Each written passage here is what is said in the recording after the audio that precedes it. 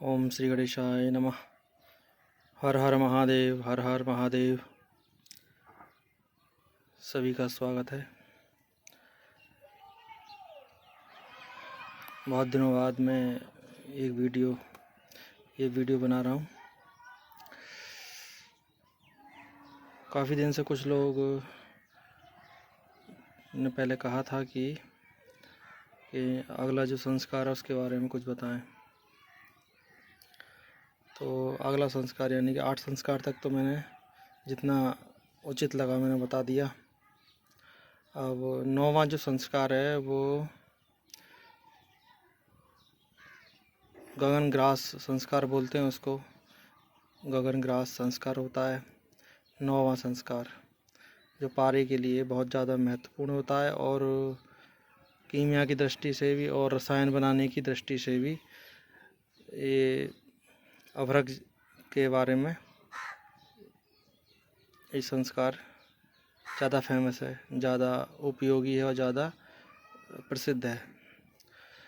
तो इसके ऊपर बात करेंगे। इसमें वैसे तो ये अपने आप में ये संस्कार गोपनीय होता है और बहुत सारे जो लोग हैं इसके बारे में जिज्ञासा रखते हैं जानने की, पता करने की, तो सब अपने अपने तरीके से अभ्रक का सत्व निकालते हैं, भस्म बनाते हैं या सत्व निकालते हैं और फिर उसका पारे में जारण करते हैं। तो सबसे बड़ी बात ये है कि पारे का जो 9वां संस्कार हम करना क्यों है हमें। सबसे पहले तो ये बात है कि हमें इसके बिना भी हम कार्य कर पाएंगे या नहीं। तो जैसा कि शास्त्रों में भी है और जैसा अनुभवी जो विद्वान हैं वो लोगों का भी मत है कि इसके बिना पारा पूर्ण रूप से अग्निस्थायी नहीं होता। अभ्रक के बारे में ऐसा कहा जाता है। तो अभ्रक ये सोचकर ही कि अभ्रक पारे को अग्निस्थायी कर देगा और वो उड़ने नहीं देगा। हालांकि और भी चीज़ों से अग्निस्थायी हो जाता है, पर वो तरीके अलग होते हैं जो कि जो अनुभवी व्यक्तियों ने वो उसको एक तरीके से उनका आविष्कार किया है या उनको खोजा गया है या उनको एक तरीका ढूंढा गया है कि बिना अभ्रक के भी हम काम चला सकते हैं। इस तरह के अग्निस्थायी जो करने के जो विकल्प हैं। लेकिन जहाँ रसायन बनाने वाली बात होती है तो वहाँ पर अभ्रक का जारण या गगन ग्रास जो संस्कार है वो करना अति महत्वपूर्ण होता है और इसके बिना पूर्ण रूप से पारा अग्निस्थायी नहीं होता। तो अग्निस्थायी करने के लिए आप अभ्रक का जारण या अभ्रक की क्रियाएं कर सकते हैं। उसके लिए अभ्रक को आप जो भी आपके पास उपलब्ध है अभ्रक, चाहे वो सफ़ेद पत्र वाला है, चाहे वो पीले रंग का है, चाहे वो काले रंग का है। ज़्यादातर काले रंग के अभ्रक से या पीले रंग के अभ्रक से सत्व निकालते हैं या भस्म बनाते हैं और उसको पारे में करते हैं। लेकिन यहाँ देखने वाली बात है कि जो है ये चूल्हा ज़्यादा हीट हो रहा है।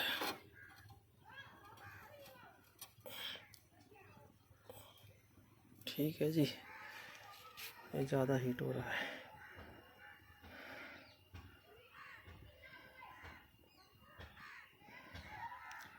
तो हमको अभ्रक लेना है, अपनी समझदारी से अभ्रक ले लें और उसको साफ़ करके पत्रे उसके निकाल के उनको कूट पीस लें।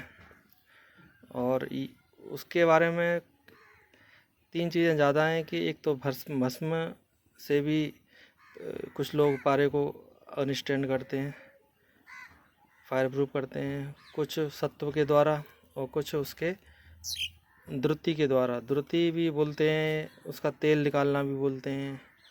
तो जैसे जैसे स्टेप आगे बढ़ेंगे वैसे वैसे उसकी जो क्रियाएं वो कठिन होती जाएंगी। तो उसमें सबसे पहले महत्वपूर्ण बात है कि अभ्रक को हम इस तरह का बना लें जिससे कि वो पारा उसको खा सके। तो यदि अभ्रक की भस्म बनानी है और उससे पारे को जारण करना है, पारे में जारण करना है, तो वो उसके अनुसार ही उसकी भस्म बनानी होगी। ऐसी बनानी होगी कि वो पानी पे तैरने वाली भस्म हो और उस भस्म को फिर पारे में जारण करें। अन्य चीज़ों की मदद से। तो ये इस तरह से पारे का जो गगन ग्रास संस्कार संपन्न हो जाता है। और यदि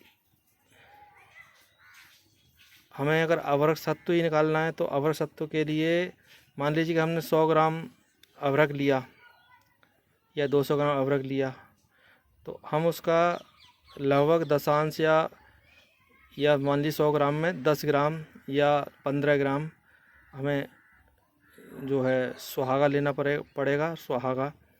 और कुछ लोग तो सुहागे मात्र से ही उनके तरीके होते हैं, उनका एक अनुभव होता है, जो सुहागे के मात्र से ही उसका वो सत्व निकाल देते हैं। और कुछ लोगों को क्या है, पंचमित्रक को डाल के, जैसे कि गुड़ हो गया, चौंटली हो गई, तुम्हारा सुहागा हो गया, घी हो गया, है ना। और एक चीज़ और होती है, गुड़ में आप नया गुड़ ना लें, काला गुड़ लें। काला गुड़ ज़्यादा अच्छा रहता है, पुराना गुड़ उसको यूज़ करें। और घुमची हो गई, तुम्हारा सुहागा हो गया। इस तरह से ये पंचमित्रक हैं और इनका हम यूज़ कर सकते हैं। अथवा ये चीज़ भी ना मिले तो आप केवल सुहागा डालकर ही उसको भट्टी में चरख दें। और ये काम अभ्रक सत्व तभी निकलेगा जब आप कोयले की भट्टी का प्रयोग करेंगे या फिर इलेक्ट्रिक भट्टी हो, तो अधिक ताप देने पर वो अभ्रक सत्व निकलता है। और उसमें भी अभ्रक सत्व में भी आपने वो भाग लेना है जिसमें कांच जैसा ना हो। कांच जैसा, प्लास्टिक जैसा, कांच जैसा जो हो उसको अलग साफ़ कर दें। और जो मेटल टाइप का हो वो लें। वो उसमें उसको बोलते हैं, वो नेचुरल आयरन भी है और उसमें मैग्नीशियम वगैरह भी होता है। और भी धातुएं उसमें कुछ % में होती हैं। तो इस प्रकार से जो गगन ग्रास है वो संस्कार में जो पारे के लिए अभ्रक का सत्व जो है वो मेटल के रूप में, लोहे के, एक शुद्ध लोहे के रूप में एक मिलेगा। और फिर उसका यदि आप अभ्रक सत्व का चूर्ण बना के और उसको यदि खिला सकें, पारे को उसका पाचन करा सकें, तब भी गगन ग्रास संस्कार संपन्न हो जाता है। और यदि आप भस्म के द्वारा भी इसको चारण करा सकें, फिर जारण करा सकें और देख सकें कि वो पारे में क्या परिवर्तित हुआ है, क्या परिवर्तन हुआ है। यदि पारा अग्निस्थायी हो गया है तो समझ लो कि आपका जो 9वां संस्कार है वो संपन्न हो चुका है, पूरा हो चुका है। तो इस प्रकार से अभ्रक के भस्म से भी और अभ्रक के सत्व से भी आप गगन ग्रास संस्कार संपन्न कर सकते हैं। इसके अलावा कुछ बुद्धिमान लोग होते हैं जो अभ्रक सत्व का भी तेल निकाल लेते हैं, तेल बना लेते हैं, तो उससे भी पारे का 9वां संस्कार संपन्न हो जाता है। तो ये 3 प्रकार से संपन्न होता है। ज़रूर नहीं कि अभ्रक का सत्व ही आप खिलाएं और तभी गगन ग्रास संस्कार संपन्न होगा। इसके अलावा 2 रास्ते और हैं जो भस्म के द्वारा भी हैं और उसके तेल के द्वारा भी हैं। दो तरीके और मैंने इसमें बता दिए हैं कि इससे भी आपका जो 9वां संस्कार है गगन ग्रास, यानी कि अभ्रक का ग्रास, अभ्रक के सत्व का या अभ्रक का चूर्ण का या अभ्रक के तेल का, तीनों प्रकार से मैंने आपको बता दिया। इस तरह से करना है। इसमें ज़्यादा सोचने विचारने वाली बात नहीं है। महत्वपूर्ण बात इसमें ये होती है कि जब भूखा पारा इसमें लेना पड़ता है और 8 संस्कार वाला, 8 संस्कार जो किए हुए हैं वो जो पारा है वो आपको लेना है और इसको खिलाते जाना है। कम से कम इसकी 6 बार इसकी जारणा करनी होती है। 6 बार इसको चारण और जारण कराना पड़ता है, तो 9वां संस्कार ये संपन्न हो जाता है। इसके आगे के संस्कार जो हैं वो इस प्रकार के हैं कि इसमें कुछ बारीकियां होती हैं जो आगे के संस्कारों में बताई गई हैं। पर सबसे ज़्यादा महत्वपूर्ण है कि अभ्रक को पारा चर लेता है और चरने के बाद में 9वां संस्कार संपन्न हो जाता है। लेकिन जब वो अगला जो संस्कार है चारण जारण का, तो जारना जब होती है, जारना जब संस्कार होता है अभ्रक का, या क्रिया होती है, या उसे अगली स्टेप में जब लिया जाता है, तब वो अगला संस्कार संपन्न होता है। तो इस प्रकार से जो मैंने बताया कि 9वां जो संस्कार है वो इस प्रकार से महत्वपूर्ण है कि पारे को वो अग्नि में कितनी भी अग्नि दे दी जाए, पारा उड़ना नहीं चाहिए। ये उसकी स्थिति ऐसी बन जाती है कि फिर वो किसी भी प्रकार से अभ्रक सत्व या अभ्रक भस्म या अभ्रक तेल को खाया हुआ पारा फिर वो उड़ता नहीं है, और इस प्रकार से पारा पूर्ण रूप से अग्निस्थायी हो जाता है, जो कि रसायन बनाने में, अक्सीर बनाने में, और जो भी महत्वपूर्ण कार्य हैं, जो व्यक्ति रसायन के कार्य करता है, जो कीमिया के कार्य करता है, वो उसमें वो प्रयोग पारे को कर सकते हैं। फिर और आगे के संस्कार हैं उसके बारे में फिर बताएंगे। तो 9वां जो संस्कार है वो मैंने आपको बता दिया, ठीक है ना। सामने एक ये क्रिया हो रही है, एक तेल बन रहा है जिसका मैं वेट कर रहा हूँ रेत यंत्र पे। ये तेल है और इस तेल को मैं तैयार कर रहा हूँ। जब ये तेल तैयार हो जाएगा तो इसमें नीले की भस्म जो होती है वो बनती है तेल तैयार होने के बाद। इसमें इस तेल में नीले की भस्म को डिप करके और फिर उसको भस्म बनाई जाती है। एक तरीका है वो, एक अलग है, तो उस पर कभी चर्चा करेंगे। पहले ये तैयार हो जाए, उससे वो अच्छा बहुत सुपर नीला तो खैर नहीं कह सकता मैं, क्योंकि सभी जो अनुभवी व्यक्ति हैं उनके पास बहुत ही बड़े बड़े तरीके हैं, बड़े बड़े महत्वपूर्ण और अव्वल दर्जे के तरीके हैं नीले की भस्म को बनाने के। तो उन तरीक़ों के सामने ये तो मामूली तरीका है, कोई बहुत बड़ी बात नहीं है नीले की भस्म का। ये तो सामान्य एक तरीका है, जो कि मेरे तरीका तो मामूली होते हैं और नॉर्मल होते हैं।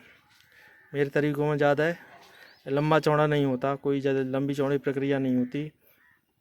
मैं तो नॉर्मल तरीक़ों से कार्य करने की सोच रखता हूँ कि सामान्य तरीक़ों से कम समय में कार्य हो जाए। नहीं तो लोग तो नीले की भस्म ऐसी भी बना लेते हैं कि उनसे पारे को बिठा भी देते हैं। तो लोगों का ज्ञान बहुत गहरा है, मेरा ज्ञान इतना गहरा नहीं है।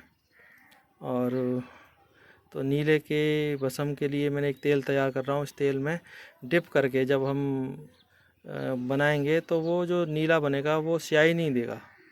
सबसे पहली बात यह है कि वो भस्म सफ़ेद भस्म बनेगी और वो स्याही नहीं देगी जहाँ तक, क्योंकि मैं एक बार यूज़ कर चुका हूँ, टेस्ट कर चुका हूँ। लेकिन अभी दोबारा मैं ये तेल मैं बना रहा हूँ तो देखता हूँ कि ये तेल कितना अच्छी तरीके से मुझसे बन पाता है दोबारा में। और इसमें एक्चुअली में क्या है कि काफ़ी समय से रखा हुआ था तो इस पर काम नहीं हो पा रहा था। तो आज मैंने कहा चलो ये काम करते हैं। और भी काम पेंडिंग पड़े थे, उनमें लगा हुआ था। तो आज ये इसका नंबर आ गया। कहते हैं ना, समय से पहले कोई काम नहीं होता। अगर इसका समय पहले होता तो पहले बन जाता। अब ये समय, आज इसका समय है तो ये बन रहा है। और ये देखिए, बैठे बैठे मैं सोच रहा था कि चलो खाली बैठा हुआ हूँ तो मैं एक अगला संस्कार के ऊपर थोड़ा सा वीडियो बना देता हूँ। तो इस प्रकार से ये 9वां संस्कार की जानकारी जो थी मुझसे, जो मैं दे सकता था वो मैंने दे दी है, ठीक है ना। और उसमें तरीके, अभ्रक के तेल बनाने के तरीके भी बहुत होते हैं उसमें, और भस्म बनाने के भी तरीके होते हैं। सब अपने तरीके से जैसे जिसकी समझ है वो बना सकता है, और उससे पारा अग्निस्थायी होता है। ज़रूरी नहीं है कि सभी व्यक्ति इसको सीख ही लें या सभी व्यक्ति इसको बना ही लें। जिनमें हुनर होगा, जिसमें टैलेंट होगा, क्योंकि 8 संस्कार तक तो सभी को कर लेने चाहिए, वो एक अलग बात है। उसके आगे की जो क्रियाएं वो एक वही व्यक्ति कर सकता है जो बहुत ज़्यादा शांत दिमाग का हो और बहुत ज़्यादा मेहनती भी हो और रसायन को समझने वाला हो, तो वही व्यक्ति आगे कर सकता है। कुछ फिर आगे जो हैं वो सीक्रेट्स डीपली में नॉलेज होती है, जानकारियाँ होती हैं जो कि हर आदमी शेयर नहीं करता। तो चलो जी, तो ये हो गया, ठीक है ना। अब ये तेल जब कंप्लीट हो जाएगा तब इसके बारे में नीले की जानकारी मैं दूंगा। और नीला तो सामान्य तरीका ये भी है कि लोग एल्युमिनियम फॉयल में रख के भी बना लेते हैं, पर वो पूरा वाइट नहीं बन पाता और उसका जो है वो जो कॉपर है वो दिखाई देता है और वो स्याही भी देता है। तो इस तरह से जो है ये तेल है, अगर ये बन जाता है तो इस तेल काफ़ी समय से ये तेल बनाने के मूड में था, तो ये बनने में इसको काफ़ी टाइम लगेगा। इस तेल की कई प्रक्रियाएं हैं और कई प्रक्रियाओं से गुजरने के बाद में जब ये बन जाएगा तो ये जो जितना है उससे आधा हो जाएगा। और इसके बाद में तेल बनने के बाद में फिर ये अच्छा काम करेगा नीले की भस्म पे। उस नीले की भस्म को हम किसी भी चीज़ में यूज़ कर सकते हैं, ठीक है ना। तो ये आपकी जानकारी जो वीडियो में दी गई है उससे अगर आप कोई लाभ ले सकते हैं तो लीजिए, आपके यदि कोई काम आ सके तो अच्छी बात है। और जो व्यक्ति ऑनलाइन जो सीखना चाहते हैं, जो व्यक्ति समझते हैं कि इस चैनल के थ्रू या मेरे द्वारा यदि कोई उन्हें जानकारी या कुछ भी कीमिया के बारे में जो नए लोग सीखना चाहते हैं, तो वो ये सोचकर सीखें कि हमें सीखना भी सिर्फ सीखना ही नहीं है, हमें करना भी है, तभी वो कामयाब हो पाएंगे। और दूसरा कि अब इतना समय मेरे पास नहीं है कि अब प्रत्येक व्यक्ति को घंटों घंटों तक मैं बताऊं समझाऊं, क्योंकि जिसको भी समझाओ जिसको भी बताओ, कुछ कुछ कुछ लोगों में से कुछ ऐसे होते हैं कि जो घंटों तक सीखने के बाद में भी एहसान नहीं मानते, और समय तो वो ले लेते हैं, पूरा सीख भी लेते हैं, उन्हें कंफर्म भी हो जाता है, और वो बाद में माल बनाने के बाद में कहते हैं कि ये तो जी दूसरों की मेहरबानी से हुआ है, आपने तो कुछ किया ही नहीं इसमें,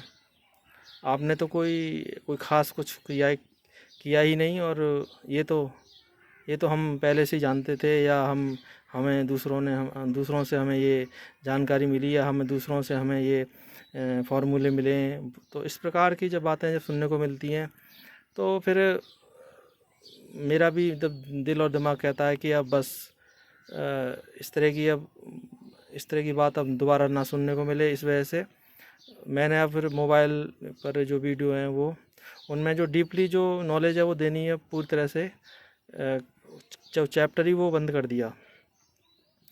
और उसमें जो लाभ लेने वाले हैं वो तो लाभ ले भी लेंगे, समझ भी लेंगे, लेकिन जो बहुत ज़्यादा अपने आप को जो चालाक समझते हैं या जो एहसान ना समझने वाले लोग जो हैं, जो ज़रूरत से ज़्यादा बुद्धिमान हैं, उन लोगों के लिए मैं क्या बोल सकता हूँ। और पर यही है कि अब जब कोई भी यदि सीखने की यह बात आती है या कुछ आता है तो फिर मैं उसको इतना समय अब नहीं दे पाऊँगा किसी को भी। यदि कोई व्यक्ति सीखना भी चाहता है तो या तो उसको समय की कीमत समझनी पड़ेगी, उसको पेड करना पड़ेगा ये टाइम, क्योंकि कीमिया का तो कोई मूल्य नहीं है। कीमिया तो फ्री समझ लो, कीमिया सिखाने वाला जो है वो कीमिया फ्री देता है, कीमत सिर्फ होती है टाइम की। वो अपना कीमती समय निकाल के आपको दे रहा है, आपको घंटों तक समझा रहा है, आपका मार्गदर्शन कर रहा है। उसके बाद में भी वो उसका कोई एहसान ना माने तो वो उससे ज़्यादा गिरा हुआ व्यक्ति कोई नहीं है। तो ऐसे भी व्यक्ति मेरे जीवन में आके चले भी गए, तो वो इस तरह के व्यक्तियों को अब दोबारा इस तरह के व्यक्तियों को मैं फेस ना करूं।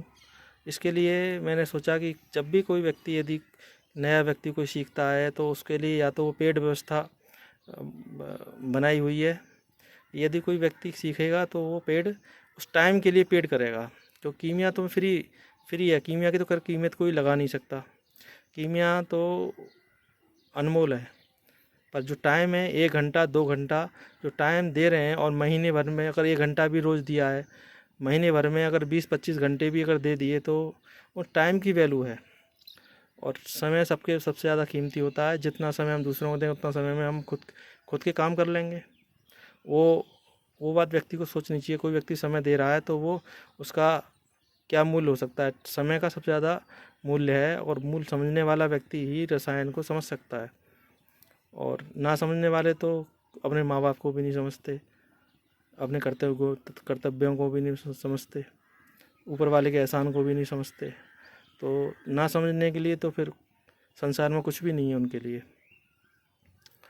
तो ठीक है जी। तो ये 9वां संस्कार जो जिसके बारे में कुछ मैंने जानकारी जी, अगर किसी को समझ में आए तो वो उसका फ़ायदा उठा सकता है, ले सकता है। उसमें ये होगा कि अभ्रक का जो है सत्व है वो बहुत ज़्यादा हीट देने पर ही निकलेगा, और उसमें सुहागा ज़रूर देना पड़ेगा। अभ्रक का सत्व निकलेगा और उसको हीट ऐसी देनी पड़ेगी कि जिससे वो पिघलकर एकदम से अलग हो जाए उस कांच से, और उसके जो अभ्रक के जो पत्र हैं उनमें जो कांच वगैरह होता है, जो प्लास्टिक टाइप का कांच टाइप का जो होता है, वो उससे अलग हो जाए। इसलिए बहुत ज़्यादा हीट देनी पड़ेगी, उसमें सुहागे का प्रयोग करना पड़ेगा। नहीं तो पंच मित्रक बोलते हैं उनको। 5 चीज़ें होती हैं इसमें, गुड़ हो गया, चौंटली हो गई तुम्हारा, उसमें एक वो उसमें मछली होती है सूखी मछली, वो उसकी उसमें चून डाला जाता है, ठीक है ना। उसमें गुड़ डाला जाता है, सुहागा डाला जाता है, देसी घी डाला जाता है। तो इस तरह से 5 चीज़ें 4-5 चीज़ें डाल के भी आप कर सकते हैं। तो ये जानकारी आप लोगों के यदि कोई समझ में आए तो आप ज़रूर करें और 9वां संस्कार संपन्न करें, क्योंकि ये करना बहुत ज़रूरी है। तभी आगे की क्रिया हो पाएंगी, तभी आगे का कीमिया का काम हो पाएगा।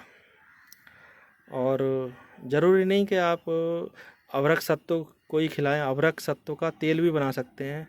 अभ्रक सत्तू का तेल भी आप किसी भी प्रकार से बना के वो भी आप धारण करा सकते हैं, ठीक है ना। तो आगे के संस्कार फिर और ज़्यादा जटिल हैं और ज़्यादा फिर गहराई में समझने वाले हैं।